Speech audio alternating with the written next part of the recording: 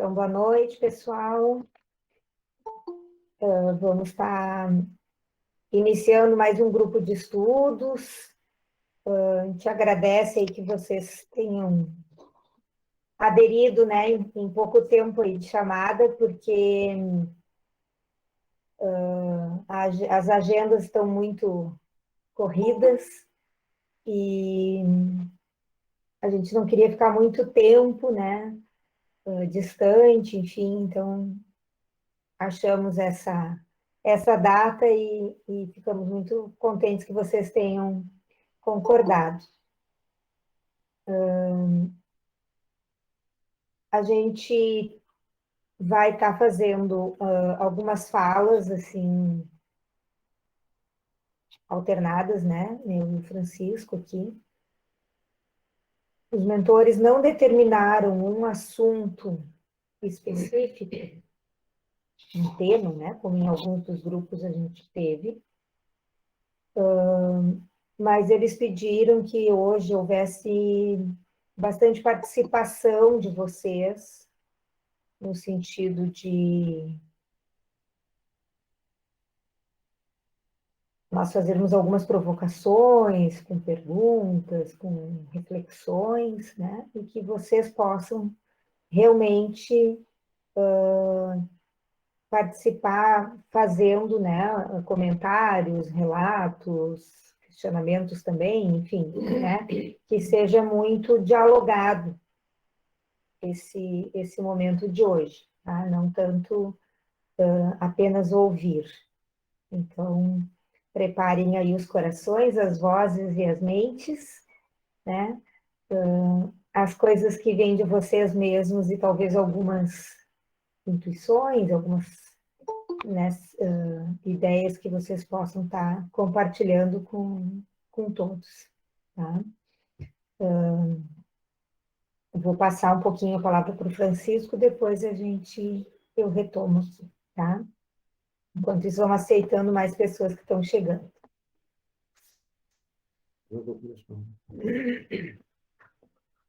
E aí, pessoal, tudo bem? É uma pena a gente não poder se encontrar mais seguido, porque a situação ainda não está bem resolvida. Mas dentro em breve as coisas acredito que vão começar a melhorar. Ultimamente tem acontecido várias coisas de sinais. Na realidade, eu e a Adi, a gente sempre está recebendo sinais, mas tem casos muito importantes assim que nos levam a uma intimidade maior com o plano espiritual, com os mentores espirituais. Há pouco tempo eles disseram que um amigo nosso ia desencarnar e realmente aconteceu isso há pouco tempo. Um grande amigo nosso ali de Candelária, o Celso Rosa, que é uma pessoa ligada à música, eu conheço ele há muitos anos, e realmente houve esse desencarne. O plano espiritual procura dar sinais, procura mostrar para nós a presença. Principalmente não é a questão que a gente duvide, mas é sempre bom saber que eles estão ali presentes, que eles estão nos assessorando. Protegendo já é uma palavra meio estranha, porque não haveria, assim, porque nós, né, eu acho que todos somos protegidos de uma forma ou de outra, dentro das possibilidades, dentro das necessidades que a vida transcorre. Mas só falei sobre isso porque muitas coisas têm acontecido nesse sentido, e às vezes a gente pergunta por quê, e a resposta é exatamente essa. Para uns é para provar a existência do plano espiritual, para outros é simplesmente para dizer que eles estão ali, a gente já sabe, já conhece, já tem confiança, mas muitas vezes é necessário porque a gente se sente um pouco, às vezes, abandonado, mas esse abandonado é mais ligado ao sentimento de cada um. Eu gostaria muito que vocês fizessem perguntas a respeito de várias coisas, mas uma coisa que me toca muito é que vocês todos deveriam, eu acredito que, eu tenho certeza que muitos de vocês já fazem isso, não tenho ideia assim, de quantos, mas a busca pelo conhecimento espiritual no aspecto histórico, no aspecto daqueles que vieram à Terra mostrando uma mensagem. Eu, particularmente, li a Bíblia há muito... Vocês vão dizer, puxa, mas a Bíblia... A Bíblia tem coisas incríveis também.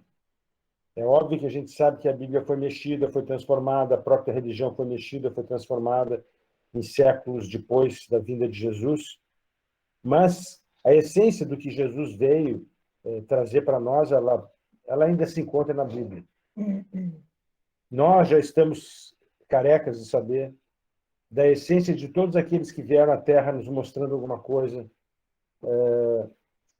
em uma civilização X, numa cultura Y e assim por diante. Para que a sabedoria não fique somente localizada, quando eu falo sabedoria, eu falo conhecimento divino, nesse sentido. Para que esse conhecimento divino não fique só localizado no mundo ocidental, no mundo oriental, no país tal, na região tal, na época tal, e que venha de várias formas, mas que venha sempre através da verdade, que venha sempre através da elucidação, da necessidade da gente entender o que é a vida, da necessidade de a gente entender o que nós seres divinos estamos fazendo aqui. E quantas vezes me pego olhando cada ser que eu passo, aquela criatura pobre, aquela criatura rica, mentalmente me vem as relações de todas as situações. Seguido agora, depois dessa pandemia em Porto Alegre, isso não tinha tanto, tinha, mas não era tanto, nas sinaleiras as pessoas pedindo, pelo amor de Deus, um pouco de dinheiro, que estão passando fome, porque tem família, etc. Então, eu sei que antigamente, antes da pandemia, a gente dizia, não é bom dar a esmola, porque a gente não pode incentivar o marasmo, a falta de... Né? Mas hoje em dia não tem como tu pensar dessa forma, porque a maioria das pessoas estão miseráveis, estão paupérrimas e realmente precisam do nosso apoio, da nossa ajuda. Eu chego a botar até dinheiro trocado do lado do carro, porque eu já sei que vai vir alguém com um cartaz dizendo que tem vários filhos que estão passando fome. Isso é uma coisa que a gente fica pensando assim, pô, se é verdade ou mentira, puxa vida, a situação está difícil mesmo para as pessoas, porque a maioria das pessoas na humanidade são pobres, são pessoas que não têm condições de poder se sustentar, tanto que vocês veem na fila ali do auxílio, os pobres, uma miséria de dinheiro, no entanto, uma fila gigantesca ali de centenas a milhares de pessoas por um pouco de dinheiro que para nós não é muita coisa, mas para eles é tudo, para poderem, simplesmente para poderem comer. Então, a gente vê como o Brasil, vamos falar do Brasil, porque é o país que a gente vive, mas isso está acontecendo em vários lugares do mundo, mas principalmente em países tipo o Brasil, que é um país de terceiro mundo, onde é mais fácil se encontrar pobreza, miséria, e é mais fácil de acontecer das pessoas ficarem miseráveis.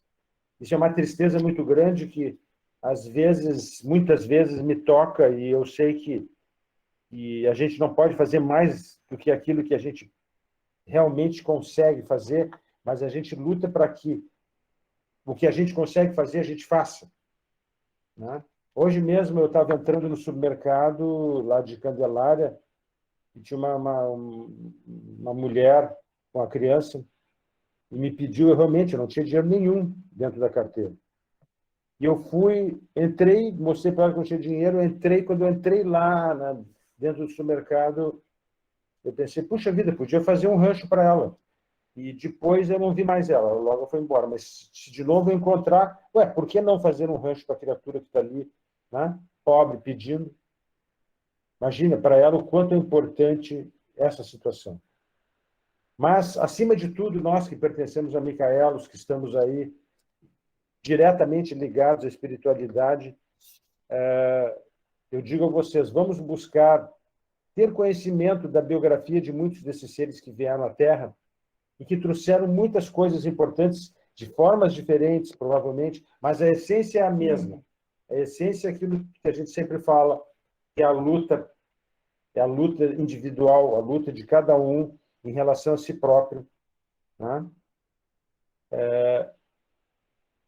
E a gente nota que, por mais que a gente fale para as pessoas que as pessoas devam mudar, tem pessoas que não adianta. É difícil, muitas vezes, porque se enganam psicologicamente para que não haja essa evolução de uma forma de se adaptar àquela situação que a pessoa está vivendo no momento. O orgulho, a vaidade, etc. Ela mesma se nega a encarar essas situações para essa progressão dentro da espiritualidade. Quer falar alguma coisa? Eu queria passar a palavra para a Cláudia, que se inscreveu para fazer um questionamento. Acho que foi só ela por enquanto. Ah, sim. Oi, gente, boa noite. Boa noite. Fiquei triste aí com a notícia do Celso Rosa, né? Como eu sou de Candelária, eu conhecia ele também, mas essa notícia ela veio de encontro e me fez lembrar de um questionamento que eu vinha me fazendo aí nos últimos dias.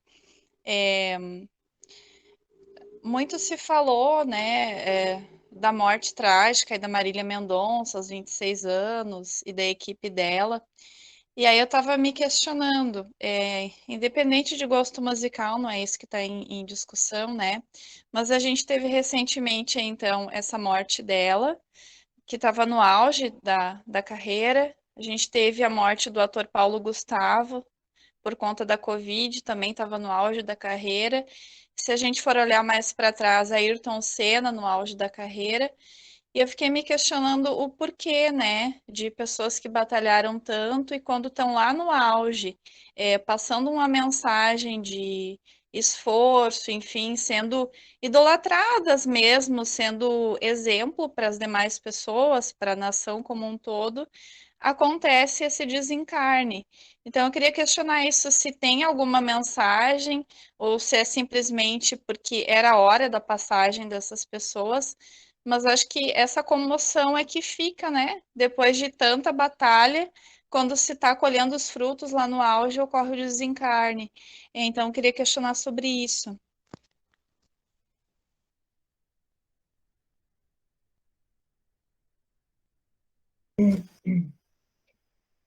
Bom, Cláudia, pessoal, assim, na verdade, é difícil a gente dar uma resposta que seja genérica, né, que se encaixe para todos os casos.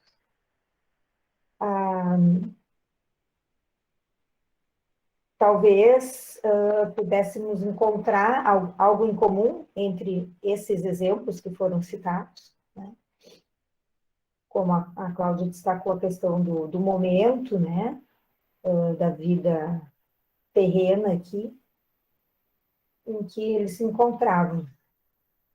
Mas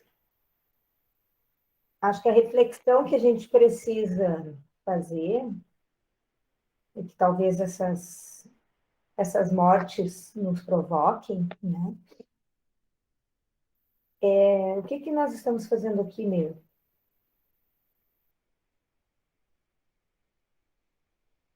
Então,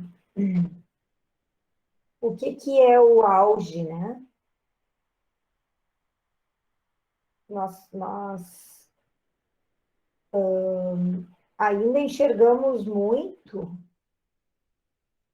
as coisas que o plano físico nos oferece, né? Ou nos mostra como uma medida, né? Não sei se a palavra seria sucesso, né? Mas enfim, né? Ou como meta, porque faz parte, né? Isso realmente faz parte. Todo mundo quer viver bem, todo mundo quer ter seu trabalho, seu talento, né? Reconhecido, quer ser valorizado, não só financeiramente, né? Mas em todos os aspectos. Então, isso faz parte. Mas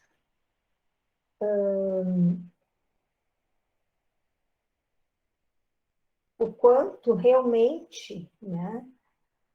Esse é o parâmetro. Nós temos infinitos exemplos de pessoas bem-sucedidas do ponto de vista das nossas escalas, né, terrenas, digamos assim, seja em beleza, seja em sucesso profissional, seja em poder financeiro, né, enfim, em diplomas, em fama, em várias questões, e que são pessoas que não estão no seu auge evolutivo, né? Não estão, ainda não se encontraram ou não sabem exatamente qual é o sentido, ainda se sentem vazias ou infelizes. São muitos exemplos nesse sentido, né? Então, claro que quando é uma pessoa de destaque, que tenha fama, né, que tenha essa notoriedade, isso aparece, né? Mas quantas pessoas jovens morreram e a gente nem ficou sabendo, né? Porque elas não eram famosas. E, né, talvez na mesma situação, né? Situações parecidas, digamos assim. O caso da Marília Mendonça, do Ayrton Senna também, foi acidente de trabalho, né? Literalmente. Inclusive a minha área de atuação profissional. No caso da Marília Mendonça, 4 pessoas, né, morreram trabalhando, não só ela. E recentemente eu fiz a investigação de um caso de um rapaz que era jovem também, menos de 30 anos, e que ele morreu indo fazer uma entrevista de emprego. Só que é um anônimo. Então, assim, acho que o nosso momento, ele está pedindo muito que a gente olhe para esses outros aspectos, porque talvez o que a gente consiga tirar também de recado é que não existe nenhuma garantia, né, de essa vida aqui, essa passagem pelo plano físico, ela é extremamente fugaz. 26 anos, 56 anos, 86 anos, será que isso realmente faz diferença? Se nós pensarmos no espírito, qual é o peso dessa idade, né? Desse tempo? E não é isso que fica, né? Não é isso que realmente importa. Então, os nossos apegos, eles têm que ser muito menos nesse sentido, né? Das coisas da matéria, e muito mais nas questões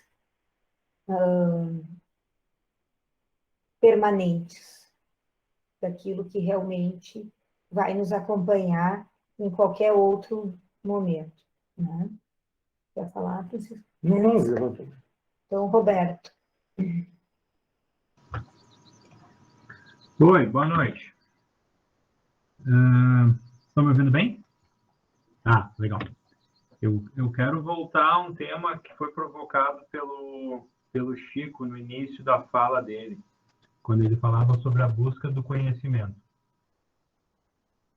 Na verdade, tem conexão com o que eu tenho vivido, assim. Eu não sei por onde eu começo, né? E é até irônico, né? Depois de tantos anos e a gente participa de grupo de estudos a cada período e a gente estuda, mas eu fico observando o seguinte, na Micaelos, por onde eu começaria, né? A gente tem o ABC, o Chico citou agora as biografias.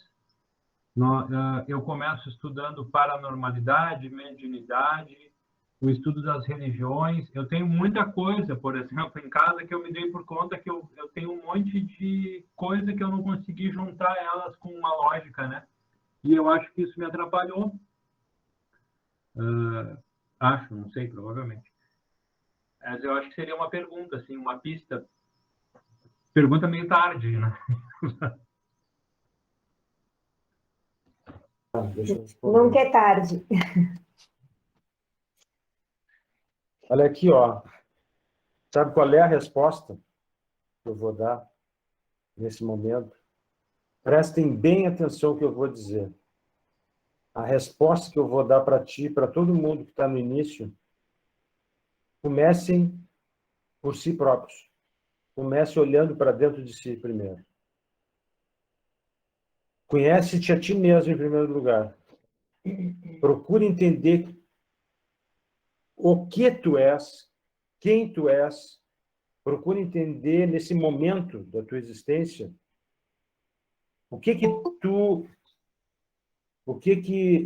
entendemos nessa resistência, o que tu representa para ti mesmo, o que tu te representa para a sociedade que tu vive, para a tua família, os teus atos, a tua forma de encarar a vida, a tua forma de encarar as pessoas que te querem bem, as pessoas que não te querem bem, a tua forma de encarar aqueles que te prejudicam ou te prejudicaram ou vão te prejudicar, que tipo de atitude tu vai tomar, o que tu pensa quando tu vê o sofrimento alheio, o que tu pensa quando tu é instigado para que seja provocado numa situação onde tu não tem possibilidade de estar pensando em espiritualismo, mas sim tu está pensando na vida como ela é, de uma forma instigante, de uma forma que te desafia, desafiante, porque a vida sempre está nos desafiando, a todo momento. E nos desafia em momentos que a gente menos está esperando. Ela não manda aviso.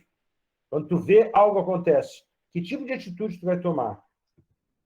Tá? Isso é o mais importante, e isso eu te digo, o Francisco, depois de tantos e tantos e tantos anos estudando, eu cheguei a essa conclusão que o maior início é esse.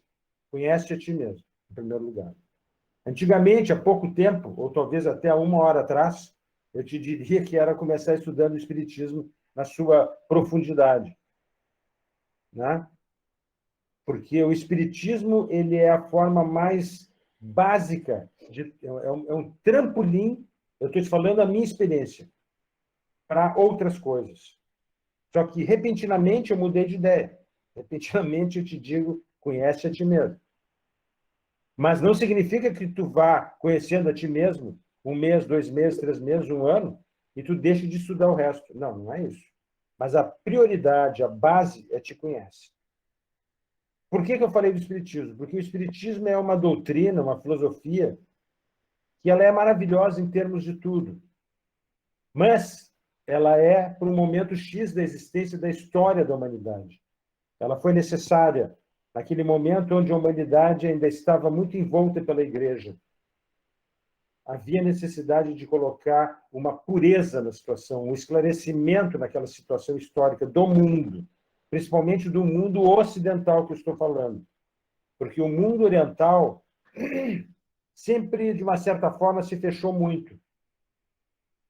Tanto que se sabe, pessoal, que em 1945, se não me engano, ou 59, não, 1959, desculpe, as datas às vezes eu me esqueço, houve a invasão da China no Tibete.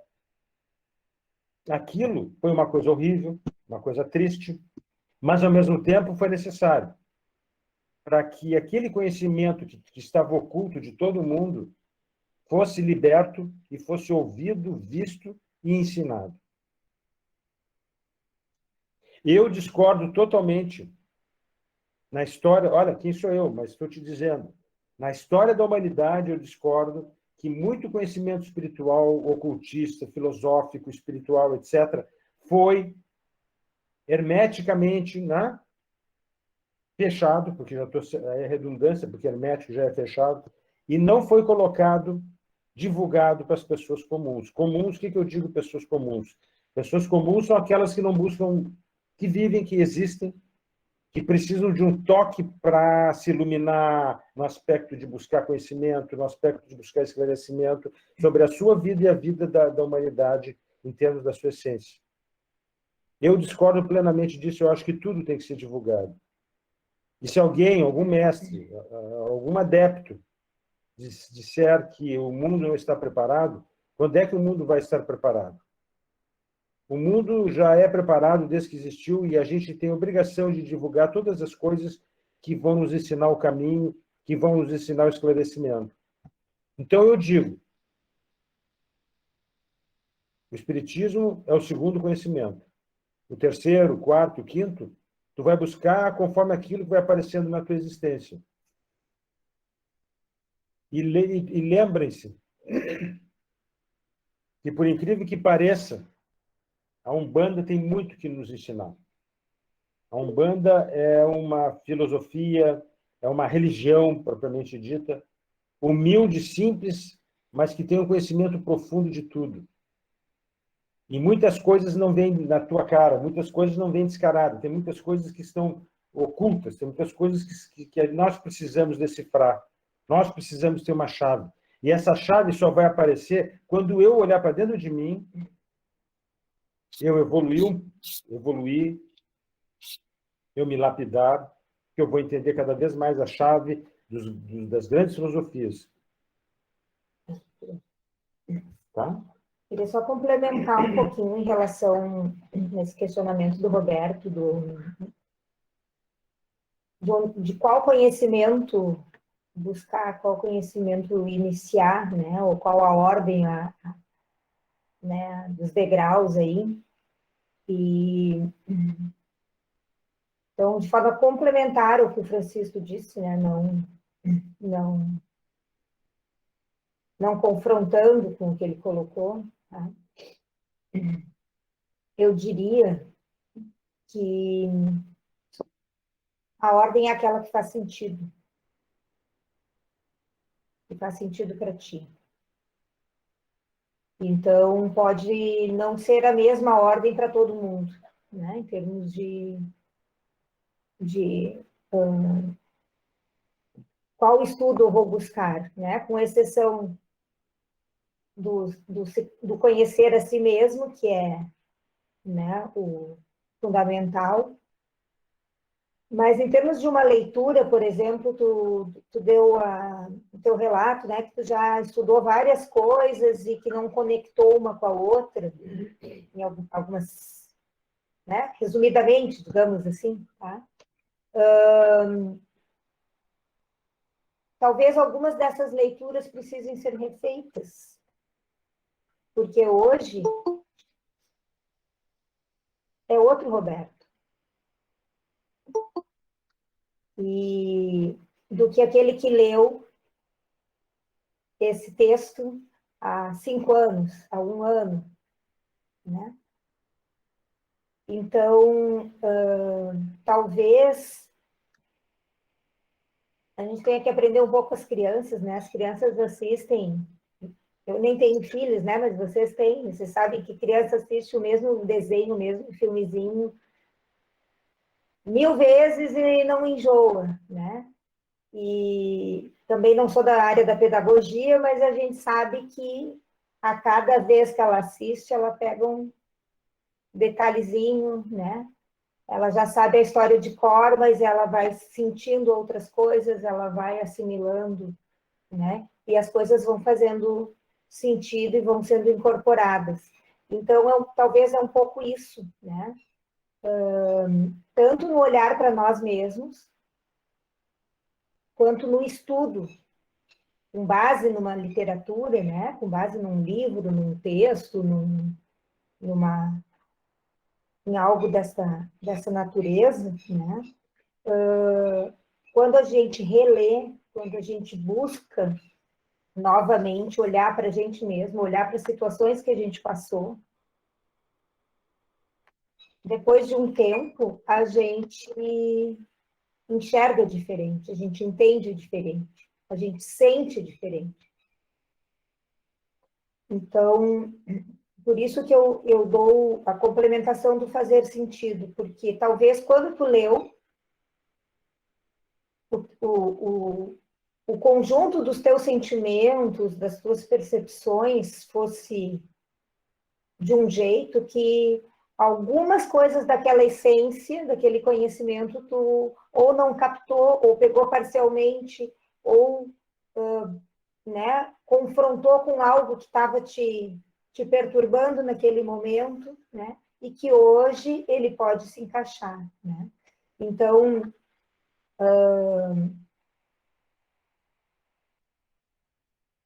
deixar isso também fluir um pouco.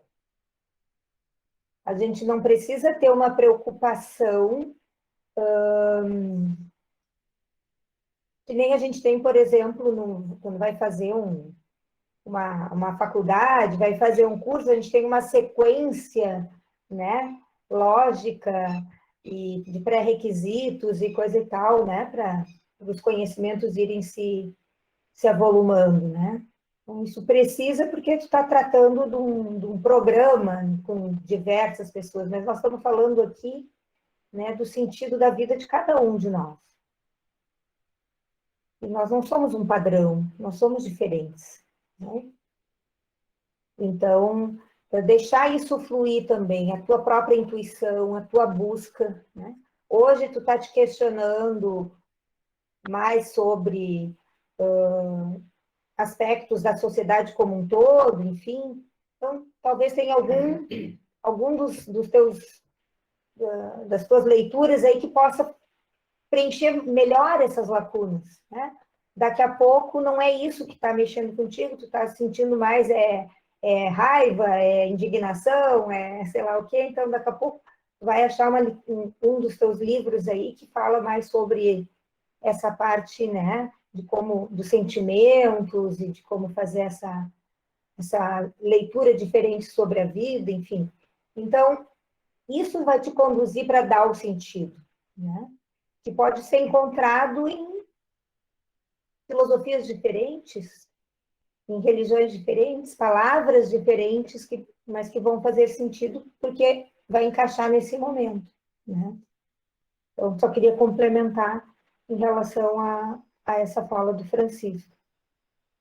E aí, antes de passar para Elis, que também quer fazer um comentário, isso se vocês se sentirem contemplados, né, com as respostas.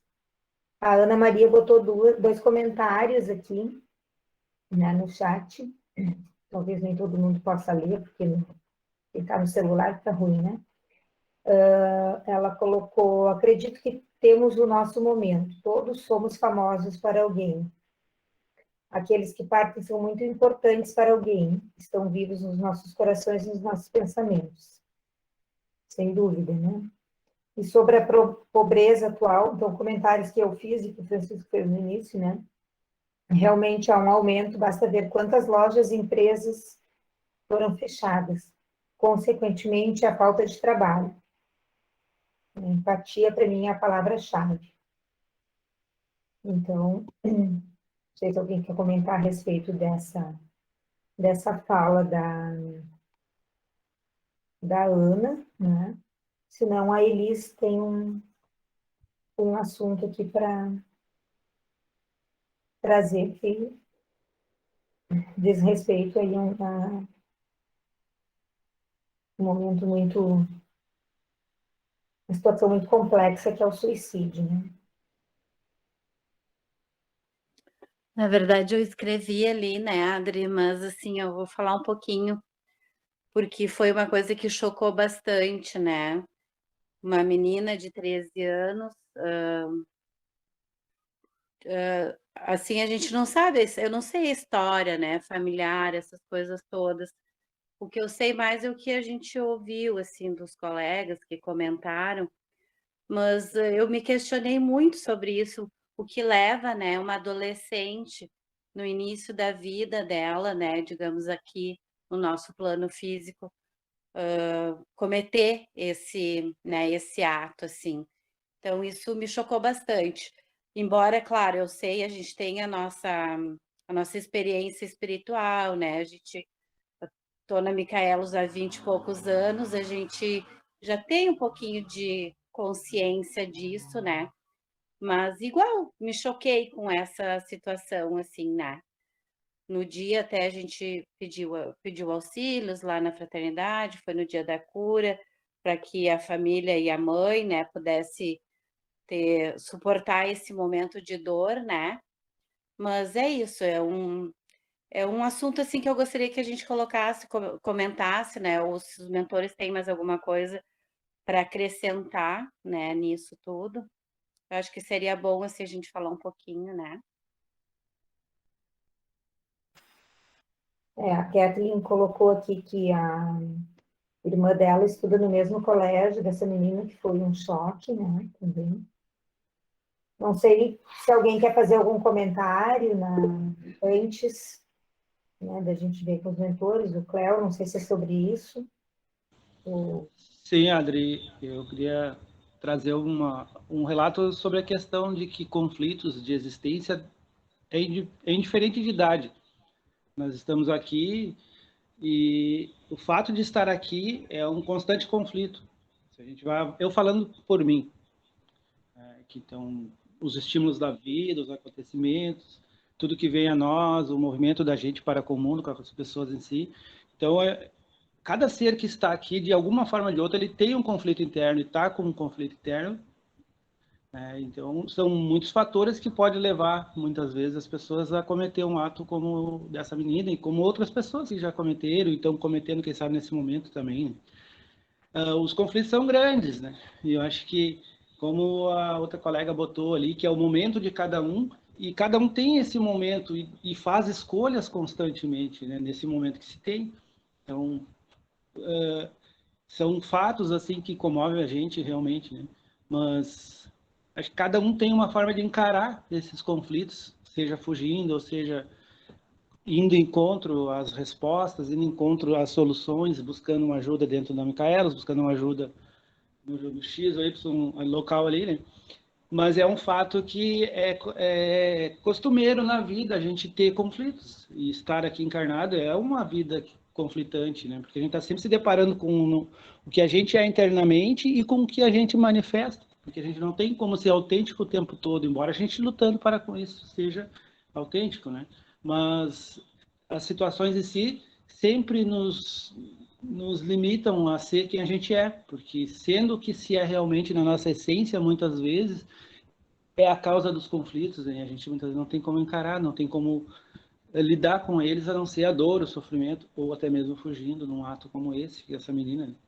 Então é uma coisa bem complexa e é muito profunda de cada um. Né? Eu queria deixar um pouco dessa fala aí para a gente refletir sobre isso também. Mais alguém quer falar sobre isso? Não. Eu sempre lembro, né, que o suicídio ele é um fenômeno, um evento, né,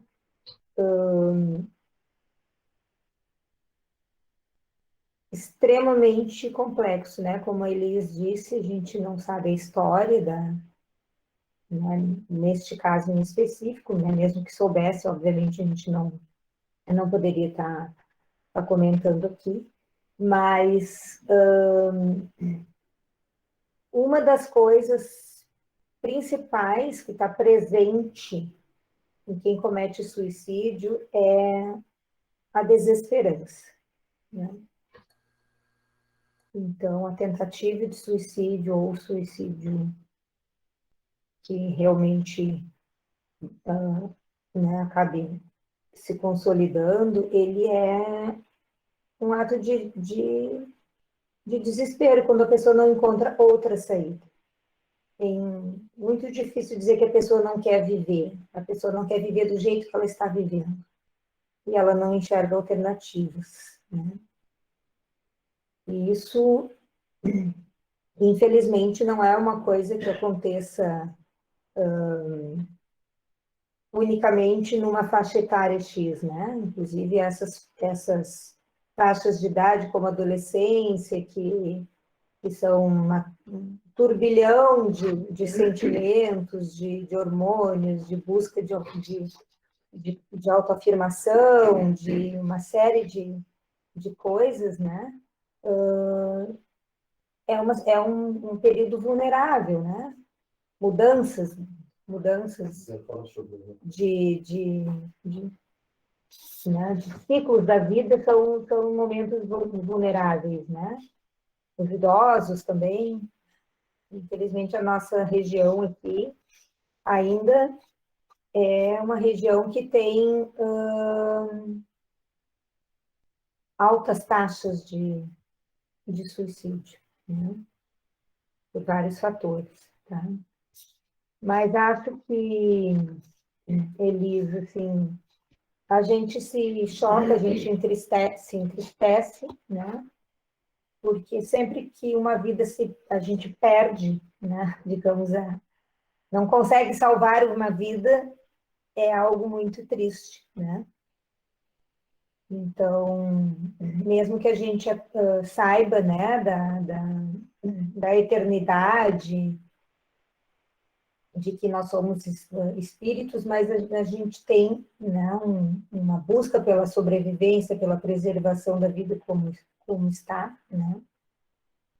E então isso ainda bem, né, que a gente não passa por essas situações indiferente, mas sempre o importante, né, é a gente tirar sempre aprendizados, né? Então, quando a gente fala de uma situação como essa, que se estuda, suicídio, a gente lembra que é bem possível que antes desse evento acontecer, tenham tido alguns tipos né, de pedidos de socorro, né, de outras formas, que provavelmente não foram reconhecidos ou não foram valorizados. Isso não é para a gente se culpar também, mas é para a gente aprender, né? Que a vida é cheia de correria, cheia de coisas que consomem, né, o nosso tempo, a nossa energia, e às vezes a gente não consegue, né, se dar conta de coisas que são essenciais. Tá? Fala, Francisco. Pessoal, é o seguinte, está todo mundo falando, eu vou falar sobre o suicídio, só que é o seguinte, vocês estão colocando o suicídio de uma forma explícita, assim, a pessoa se matou. Só que tem um detalhe. Existia uma pessoa famosa no Rio de Janeiro que se chamava Oswaldo Cruz, um dos médicos sanitaristas mais famosos, né? E você sabe quem era Oswaldo Cruz? Oswaldo Cruz era André Luiz, do livro Nosso Lar. Então, ele colocou o pseudônimo de André Luiz, mas ele era um médico sanitarista que morou no Brasil na última encarnação, provavelmente a última, né? E quando ele chegou no plano astral, disseram para ele que ele tinha se suicidado. E ele foi contra e disse, como assim? Eu não me suicidei, eu era médico, eu batalhava pela vida das pessoas, eu não me matei.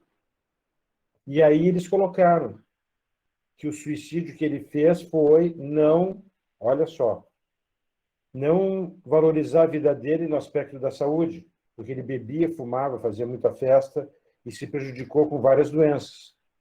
Então eu digo para vocês, o suicídio não é só um ato naquele momento de desespero ou naquele momento planejado que a pessoa dá um tiro na cabeça ou sei lá o quê, ou toma um veneno.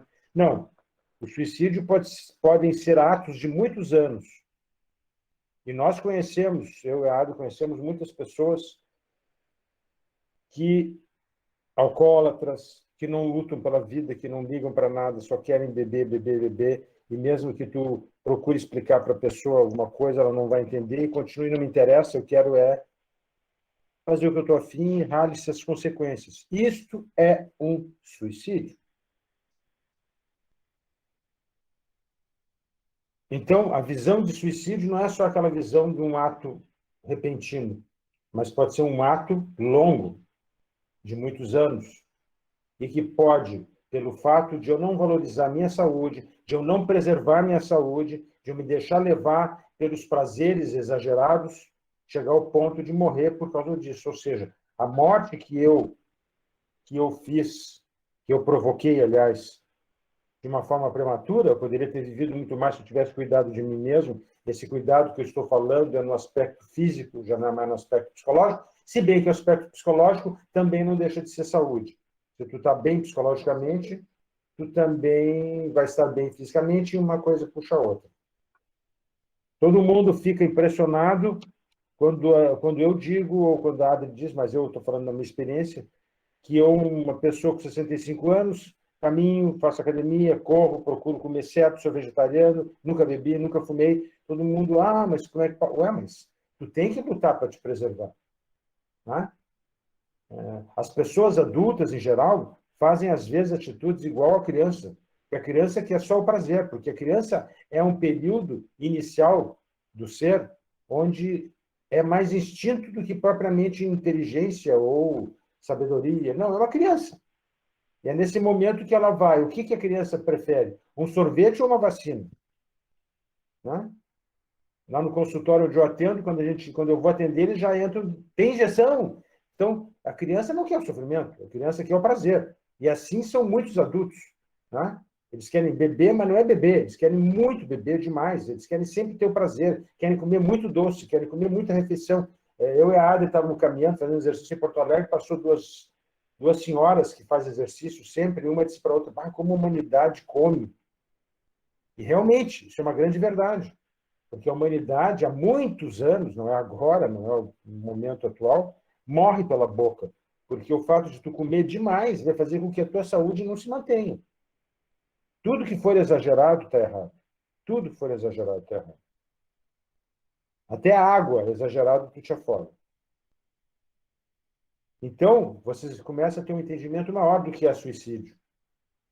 E muita gente se afoga na vida, em termos de qualquer coisa, porque já não quer mais saber de mais nada, porque não consegue enfrentar a si mesmo, como a gente conversou ainda há pouco, não consegue se conhecer, não ligo para mais nada, não acredito em mais nada, o que interessa é curtir a vida e o resto que se vire.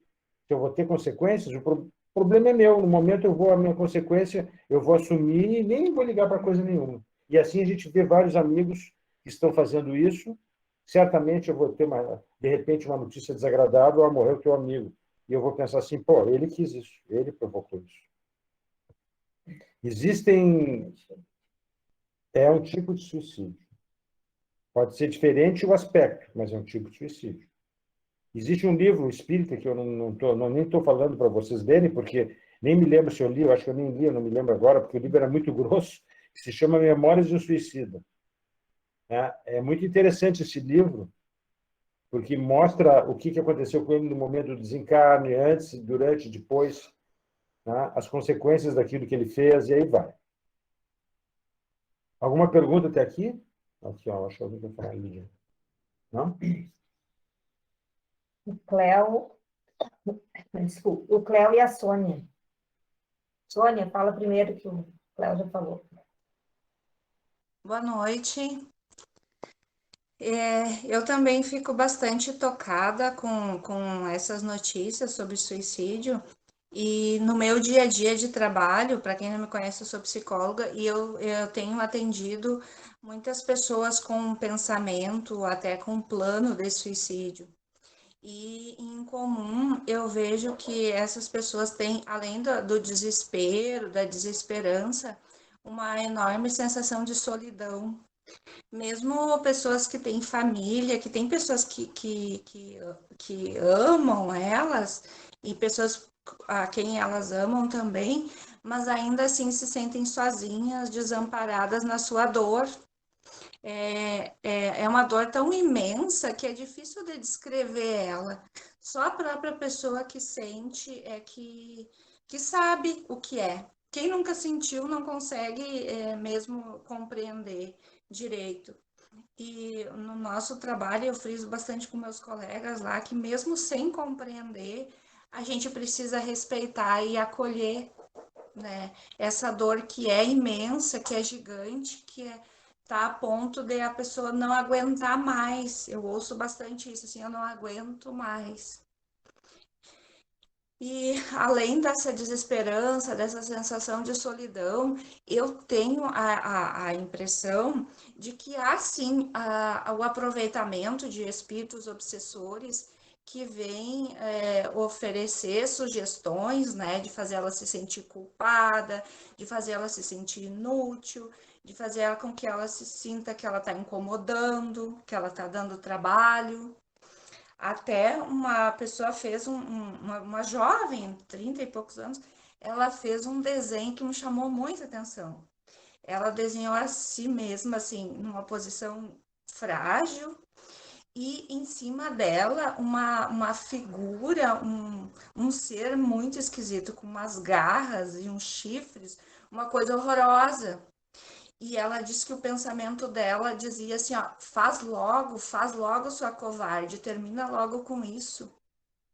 E ela tentava muito evitar esse pensamento, ela se torcia na cadeira na minha frente, assim, e o pensamento era tão intenso que demorou assim, cerca de 1 hora para que ela conseguisse se acalmar. Então, eu queria também poder ouvir de vocês como é que é essa atuação desses seres, desses obsessores, em cima da pessoa que já tem uma fragilidade ou uma propensão ao suicídio, mas eu vejo que a obsessão ela é bem presente, né?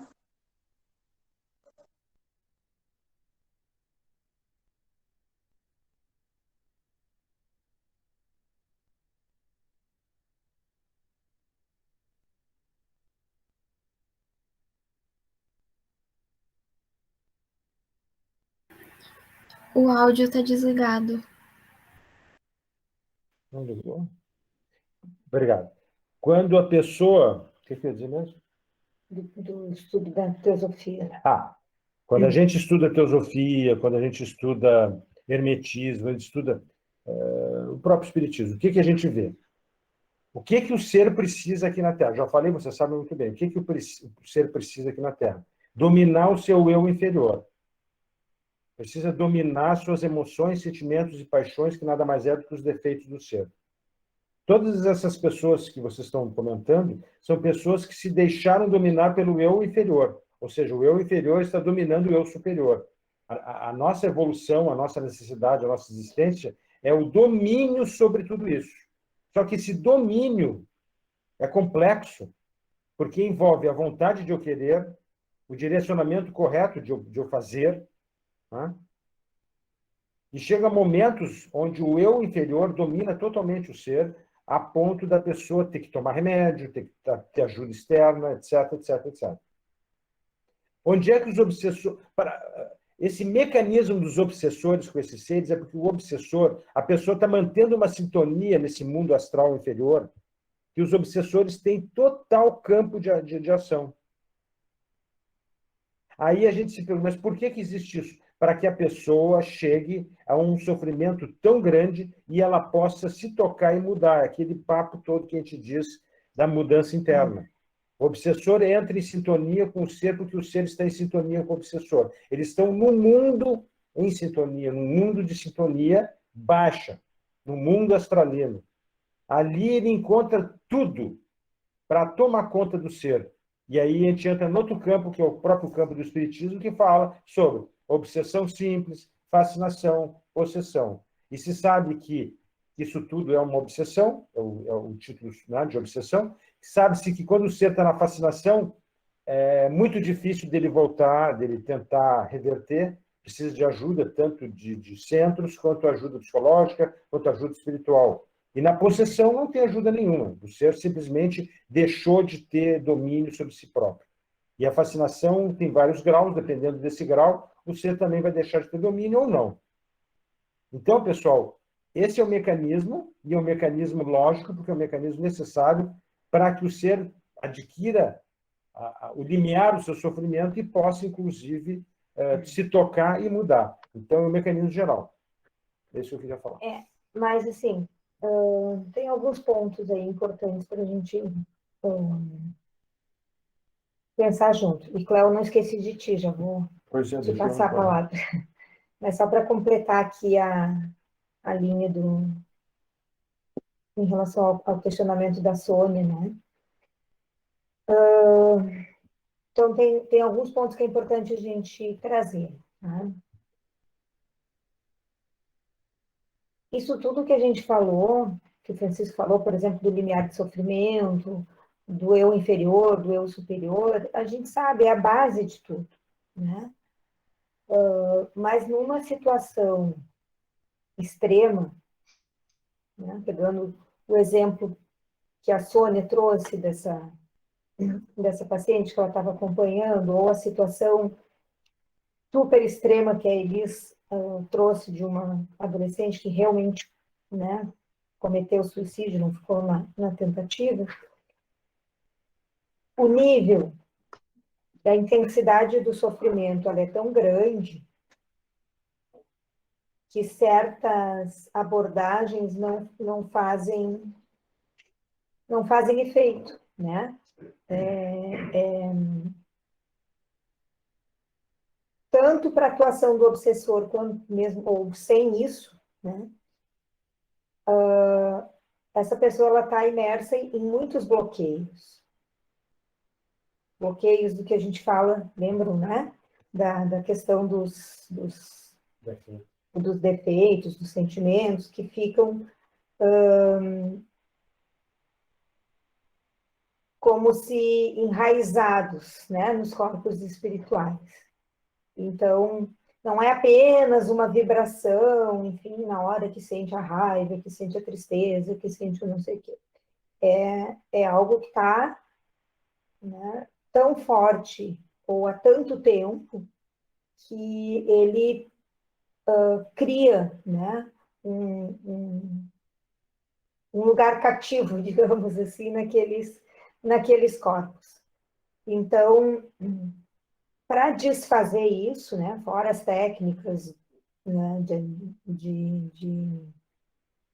que a gente utiliza, né, nos tratamentos espirituais, precisa de muita dedicação, precisa de muita paciência, precisa de muitas outras sensibilidades, né?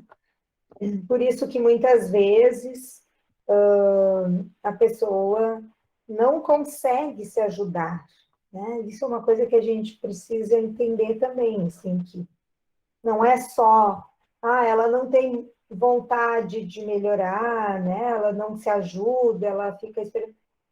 Ela já andou tanto em círculos, ela já está com isso tão impregnado que a própria visão, né, tanto de si mesma, quanto do mundo, quanto da vida, ela está extremamente distorcida, né? Então, isso é um tempo que a gente não tem como dizer, né? E esse mecanismo do limiar de sofrimento, ele é elástico. Ele é real, ele funciona, mas ele é elástico. Então, tem pessoas que no primeiro, tem um copinho daqueles de caipirinha lá, né? Aquele de caipirinha não, como é que é? Da pinga, o pequenininho, aquele, né? Que mal enche aquele copo ali, a pessoa, deu, vai transbordar, vamos resolver esse negócio. Tem gente que transfere para um copo maior e aumenta o seu limiar de sofrimento, né? Tem gente que põe uma bacia embaixo do copo. Então, essas respostas são individuais, a gente não tem exatamente como prever, né? Por isso que falando daí em termos de tratamento não espiritual, mas de saúde, né? A gente geralmente precisa associar nessas situações um medicamento, que é para dar uma afrouxada, né, uma controlada, e a psicoterapia, que é para poder ter o tempo de trabalhar essa questão do sentimento, né? Precisa associar as duas coisas. Tá? Mas a gente nunca deve julgar. Né? Acho que essa palavra que a Sônia trouxe né, de acolher, e que a Ana antes falou da empatia, né? Ela é muito, muito importante, né? Porque tem algo ali por trás que às vezes nem a pessoa sabe bem o que é, né? Leva muito tempo para descobrir, tá? Mas para a gente seguir aqui na fila, tem o Cléo, a Sônia, e teve mais alguém aqui que se manifestou, o Ângelo, que está com a mão levantada, tá? E aí no chat tem outros comentários aqui para a gente seguir, tá? Ó, a Catherine está perguntando se existe algo que possamos fazer para ajudar essas pessoas mesmo quando elas não querem nos ouvir. A melhor coisa é elas saberem que não estão sozinhas, que elas têm alguém para contar, que se está à disposição, né?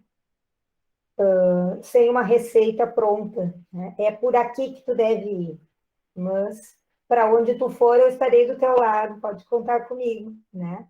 É um pouco nesse sentido, mas eu passo a palavra para o Cléo e depois para a Sônia, então, para fazer a volta, eu acho, nisso.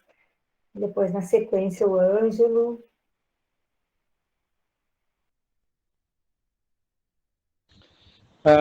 Eu queria trazer um complemento ali a respeito da obsessão ali, o relato da... Só um minuto aí. Desliga aí. A questão da obsessão ali que foi comentado, os tipos e tudo ali. Tem um fator que também é determinante fundamental em todo esse movimento, que é a questão da autoobsessão. Os vícios repetitivos de pensamentos, de ideias fixas e próprias que o indivíduo tem acerca de si próprio e acerca das fantasias e que criam-se em torno do meio e da vida em si como um todo. Então, eu acho que aí essa é a pior das obsessões que existe, que é essa autoobsessão. Essa incapacidade que o indivíduo tem muitas vezes de achar uma saída. E o olhar atento daquele que está na volta, no meio, é muito importante. Tem a questão do julgamento, como a Adri trouxe recém aí. Só que a gente vive num mundo competitivo, um mundo que cada um luta por si próprio, poucos têm essa capacidade de enxergar, de acolher, realmente estar perceptivo ao outro que está do lado. A gente vê os fatores do suicídio. O suicídio ele sempre vai trazer os traços e ele vai dar os sinaizinhos pequenos para aqueles que estão na volta. Só que muitas vezes as pessoas não se dão conta, não percebem, porque estão tão focadas no seu próprio umbigo, nessa correria pela vida, sobrevivência em si, e acabam, de certa forma, falha, né? Mas é importante a gente observar muito essa questão do olhar atento para si, né? O obsessor, em si, ele nunca vai entrar sem ter uma porta aberta e um banco para ele sentar. E a gente não se dá conta disso no corre-corre, aí na vida, nessa sobrevivência toda. A gente abre a porta, a gente dá o banco e a gente até oferece o chimarrão muitas vezes. E quando a corda aperta, o limiar de sofrimento ali que a Adri comentou também, a gente se desespera. Mas o fato é que sempre há uma saída, né? Sempre há uma luz no final do túnel. E essa luz, assim como está no final do túnel, ela está latente dentro de cada um de nós. Acho que a luz da razão, a luz do discernimento, que poucas vezes a gente usa no dia a dia. E ela é fundamental até mesmo para a gente conseguir se libertar de todas essas amarras que a gente traz com a gente, muitas vezes de outras vidas, ou muitas vezes só do presente aqui mesmo. Porque o presente aqui já é cheio de armadilhas, né? Os estímulos que a gente vive, as situações que a gente gera e cria através da nossa própria ação. Eu tenho encontrado muitas pessoas que conflitam muito com o externo, com as pessoas na volta delas em si, e sempre vem essa questão do olhar, mas o porquê, como eu me sinto referente a todas essas questões? Porque é muito fácil eu dar uma pedrada ou julgar ali, como veio o julgamento que a Adri trouxe também, julgar o outro, que o outro está agindo assim. mas ele está agindo assim porque alguma coisa em mim está movimentando essa ação do outro também. Porque existe um sentido da coletividade em si, a humanidade cresce coletivamente junto. Embora a gente perceba muitas vezes que é em passos lentos, mas há um crescimento. E se a gente estiver aberto para observar tudo isso, estiver aberto para ser perceptivo e acolhedor, acho que vai haver uma diferença muito grande em termos evolutivos em nós e na humanidade em si. Eu fico observando muito a minha reação sempre ao meio, a minha reação frente às investidas das pessoas, indo pelo viés do Chico ali, do autoconhecimento, de se conhecer. O conhecimento sem introdução daquilo que a gente busca na literatura não é nada, porque a gente lê os olhos, né? Lê, assimila muita coisa, essa percepção do olhar, a questão da nossa mente em cima do que a gente está buscando, mas introduzir isso na vida, no cotidiano, é o grande desafio. Acho que o verdadeiro conhecimento está no empregar tudo isso que a gente está buscando. E isso é libertador em si, né? Quando tu consegue te libertar das dores que tu carrega em função daquilo que tu conseguiu ler de uma autoajuda, tu conseguiu ler de uma filosofia X ou Y. Antes, quando o Chico estava falando no conhecer a ti mesmo, né? Eu acho que era Sócrates ou Platão que falava que numa passagem, numa placa, que dizia a seguinte frase: conheça-te a ti mesmo, se tornará conhecedores das leis e do universo em si. Então,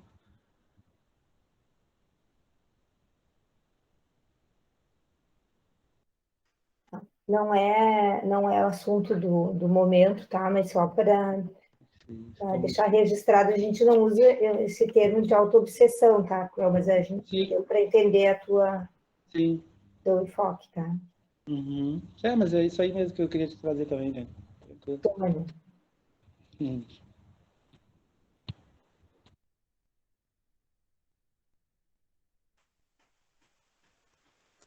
Só para concluir, então, eu gostei muito das colocações do Cléo, acho que é bem feitas essas observações.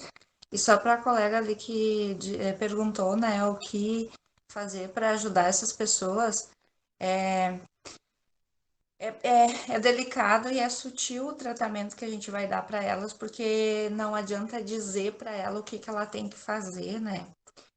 Mas acolher no sentido assim de eu tô aqui, tu não tá sozinha, pode contar comigo, no que tu precisar, com um limite para não invadir, porque às vezes a gente quer ajudar e acaba atrapalhando, né? As pessoas se sentem julgadas, empurradas, e às vezes elas vêm para mim e dizem: ninguém me entende, porque vem me dizer o que é para me fazer, que eu tenho que me ajudar, que eu tenho que me erguer, que eu tenho que olhar ao redor e ver o que eu tenho de bom.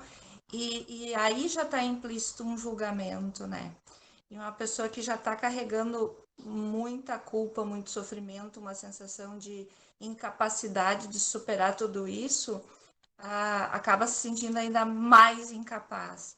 Então, o que eu vejo, assim, que a psicologia ensina é estimular ela a acreditar em si, fortalecer a própria capacidade, as potências que ela tem, mas com bastante delicadeza e com muita escuta, assim, com muita compaixão, mostrando para ela que ela não está sozinha, que ela pode contar contigo, no caso, se tu é uma amiga, se tu é uma pessoa conhecida, para o que ela precisar, seja o que for, né? Porque a gente não sabe o que ela precisa.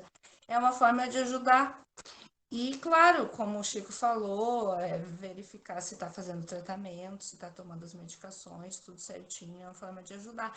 E o que eu não deixo de fazer sempre é pedir auxílio espiritual, porque eu sei que nós, humanamente falando, nós temos um limite muito grande do que está ao nosso alcance fazer, mas espiritualmente os mentores têm uma potência maior, né?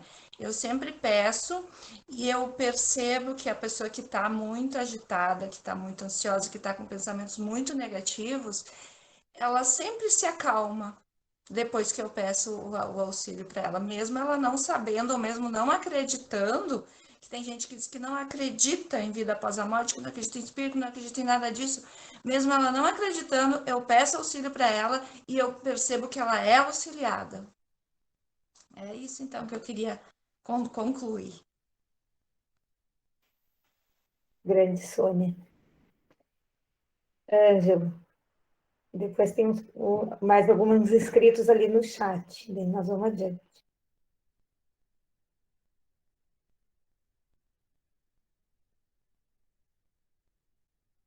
Microfone. Obrigado. Eu nem sei agora. A Sônia falou quase tudo que eu estava pensando em dizer. Mas eu queria trazer um pouco um lado, porque quando a gente olha para isso, tem obsessores, tem esse lado sombrio incomodando a pessoa, mas tem o lado bom também. Tem coisas acessíveis para a pessoa, para oferecer ajuda do lado espiritual. Mas aí, um pouco que nem com aquilo que o Chico trouxe, a pessoa acaba se afinizando com esses lados não tão bons. Não sei, uma coisa que é chata de compartilhar, mas eu tenho que compartilhar um pouco como sendo a pessoa que teve desse outro lado, lá quando eu tinha uns 18 anos, sei lá. Faz tempo, embora talvez não pareça com a minha carinha de guri. Mas eu estava lá com tratamento, fazendo tudo, todo o tratamento. O irmão da minha mãe se suicidou quando ele tinha 18 anos, de uma forma bem agressiva. E ela teve que estudar todo esse lado por causa para conseguir superar por si mesma. E então eu tinha toda essa instrução. E eu já participava da fraternidade. Eu estava com acompanhamento psicológico, tudo certinho, todos os remédios tomando, assim, nada de errado nesse sentido. Mas bem aquilo que a Adri falou no início, assim, não tinha saída, não enxergava possibilidade a partir dali de onde eu estava.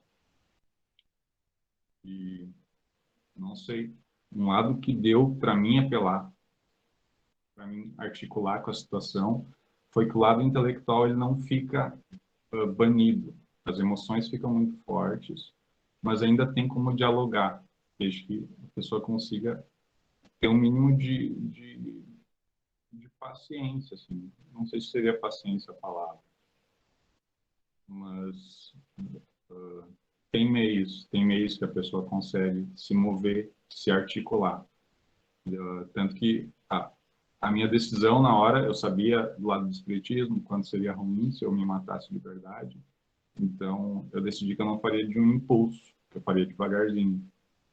Daí eu fiz umas coisas para me machucar na pele lá, mas eu não fui adiante. Com a dor foi muito forte e eu parei. Então, era esse o processo que eu tinha consciência de que eu tinha que vivenciar. É realmente isso que eu quero, eu já sei que vai ser ruim depois. Eu vou mesmo. E um lado de poder continuar acreditando tipo, que Deus existe. Eu não gosto da ideia de Deus como esse ser, que é uma pessoa, que é um homem barbudo, que é uma deusa. Eu gosto da ideia de Deus que vem do espiritismo, que é a inteligência de todas as coisas. É uma coisa que ajuda bastante na hora a acreditar que há algo mais, maior que tudo isso. E que não precisa ser ruim o tempo inteiro, que isso é um momento. Então, são coisas que, às vezes, se for possível, tentar ajudar a pessoa a se lembrar disso, tem uma possibilidade melhor, tem que ter um pouco de paciência. Pode ajudar, sim. Acho que é isso. Muito bem. Aqui no chat nós temos 2 comentários, um do Jonathan e um da Cláudia, mas só para... Vou inverter a ordem, porque eu acho que a Cláudia trouxe algo que tem a ver com o que nós estamos falando nesse momento ainda, que é o porquê a manifestação do sentimento de solidão que está por trás, né? Alguns dirão que é falta de fé, egoísmo, incompreensão. Já li sobre esses conceitos que dão, né, para esse sentimento. Longe de querer esgotar, né, com uma resposta esse assunto, mas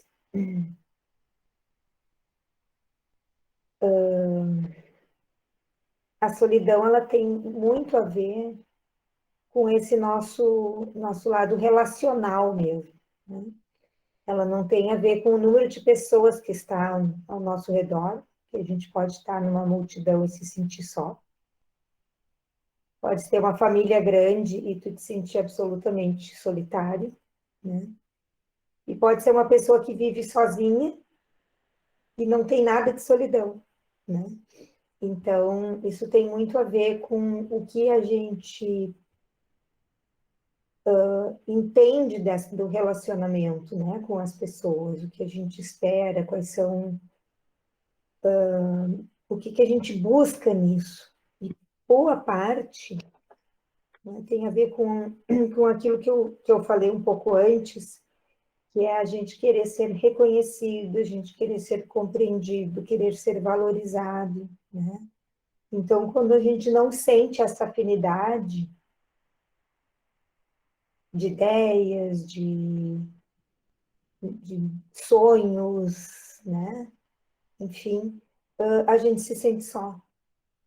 A gente precisa, parece que precisa, né? Que outra pessoa, né? Avalize as tuas ideias, os teus sonhos, para que elas sejam legítimas, né? E quando isso não acontece, é como se tu estivesse enfrentando sozinho todo o caminho, né? Então, a solidão, ela tem muito a ver com isso, sim. Né? A gente pode entrar com outras questões, de carências e outros aspectos, mas, né, a grosso modo, é a gente precisar do outro para se reconhecer, né? Para se valorizar. Né? Depois a gente pode voltar nisso, se tivermos tempo. Mas tem aqui uma questão do Jonathan. Gostaria de questionar sobre o que podemos entender sobre a frase "a grandeza da vida". Me parece ter muitos sentidos. Tempo de vida do espírito, diversos tipos de situação da vida, eternidade. Se podemos falar sobre os aspectos dessa grandeza. E aí, quem quer falar sobre isso?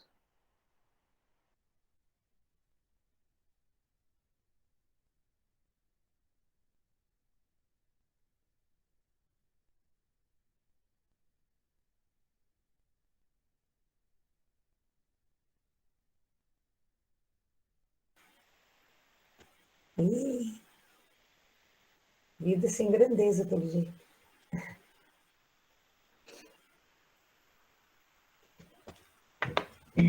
Jonathan, tu tá sem microfone? Só no chat? O microfone acho que está funcionando. Consegue Tá bom. escutar? Dá para escutar, sim. Olha, vamos começar a pensar um pouquinho nas próprias questões que tu colocou ali, né? Que tu escreveu.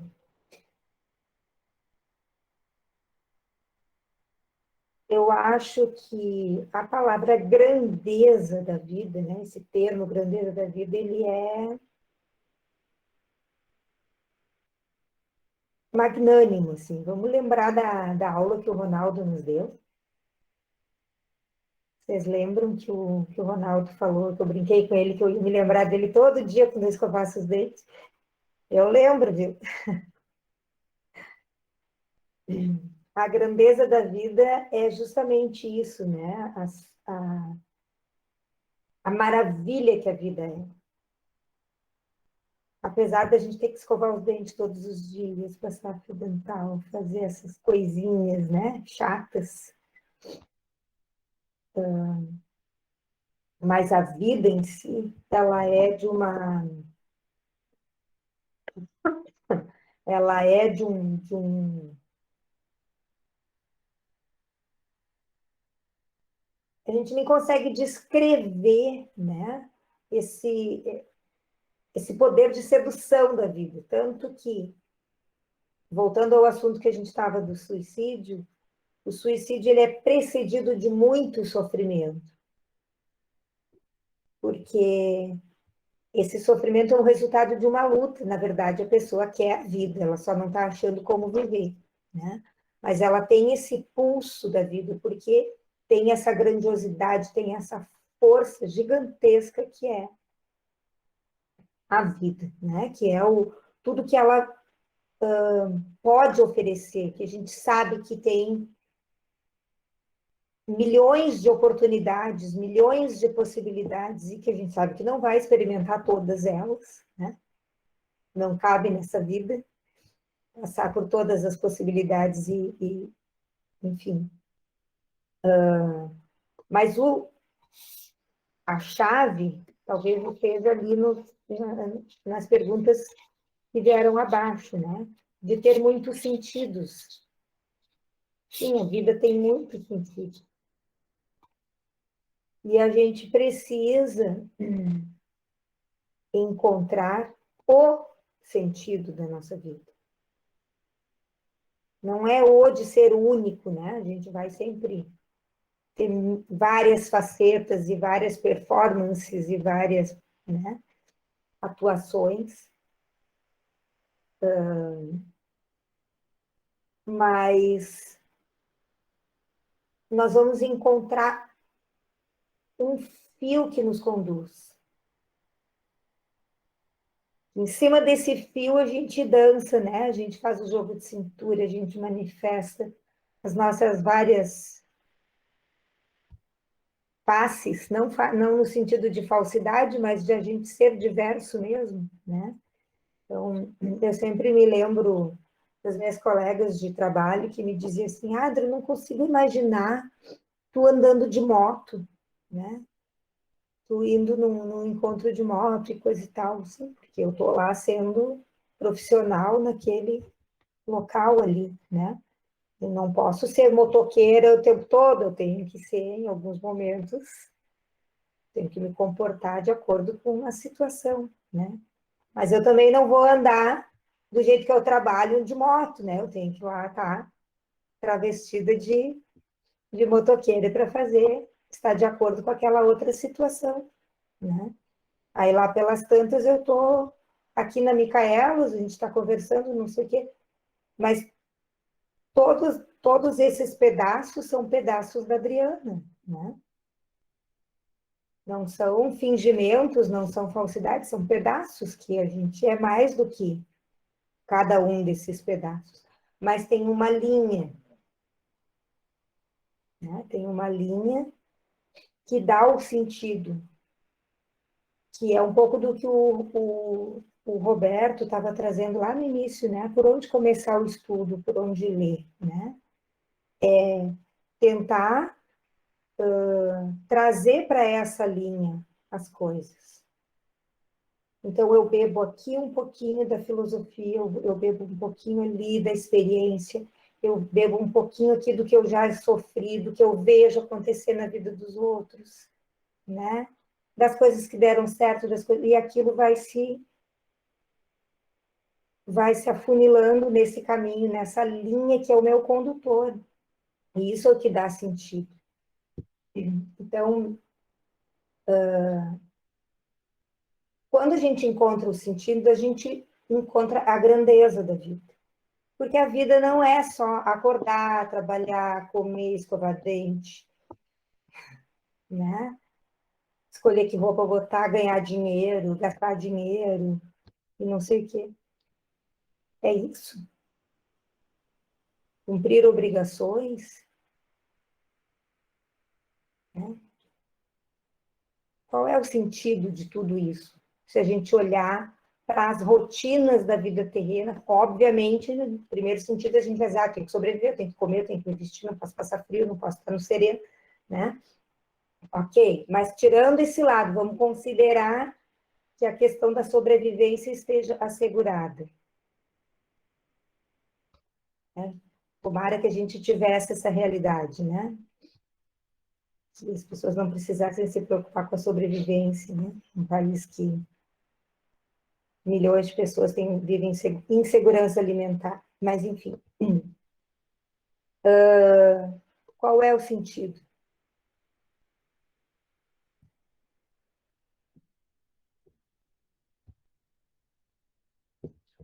O sentido talvez seja a gente não deixar, né,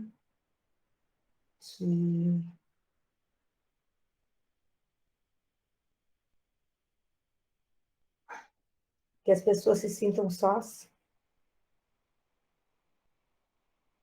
Não deixar que a desesperança tome conta.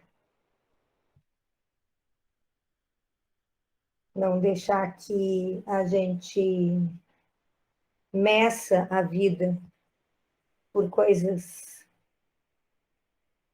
que são impermanentes.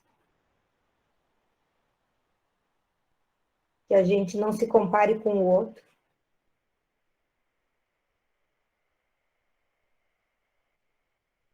Que a gente possa ser esse colo no bom sentido, né? Não no colo de carregar no colo, mas de ser quem acolhe e respeita. E que às vezes pede colo, né? Que não faz parte. Tá? Eu acho que quando a gente encontra essa linha, a gente sabe para onde está indo. Né?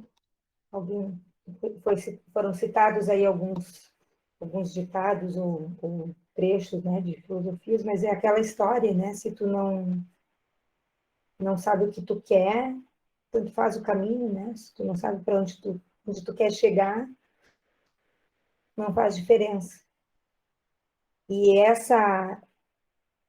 encontrar isso, né? Saber que a gente está integrado ao todo, como a gente já falou tantas outras vezes, muda completamente a perspectiva, muda completamente, né, como a gente se projeta nesse mundo, se projeta na vida e enxerga a vida.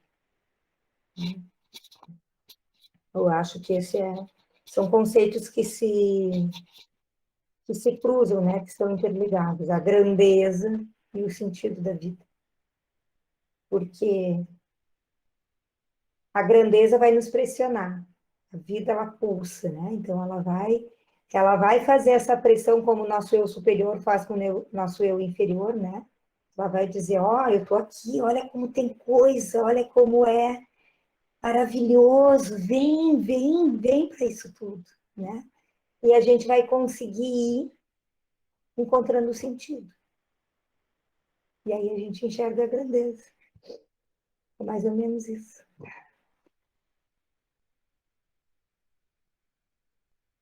Não sei se eu respondi, mas é por aí. Não sei se mais alguém quer complementar ou criticar. Sempre bem-vindo.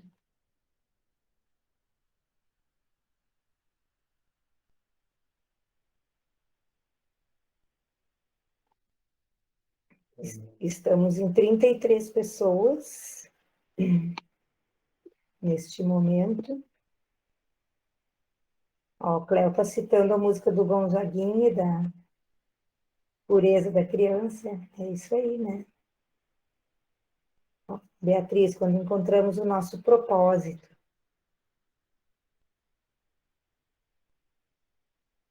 Então tá, gente. Considerando que já são 21h36, né? Passando de 1h30 de grupo. Vocês acham que é possível a gente fazer mais algum encontro esse ano ainda? Estamos na metade de novembro. Pode ser? Ok, então. Nós vamos ver com os mentores a data e a gente passa para vocês ali nos grupos, tá? A Carol está providenciando, então, nossa parceira aí, vai estar publicando os vídeos anteriores, que ficaram faltando, né? E a gente compartilha os links aí para quem não conseguiu assistir ou quiser passar adiante, tá bom? Kathleen, nós também gostamos muito. Muito obrigada pela participação, foi muito bom que teve bastante diálogo mesmo, como os mentores pediram, né? É bem mais interessante. Tá? Desculpem pela minha voz, que ainda está meio fraca, E beijo para todos vocês, bom descanso, boa semana. Até a próxima. O Francisco está aqui também mandando dar um abracinho aí. Tchau, tchau.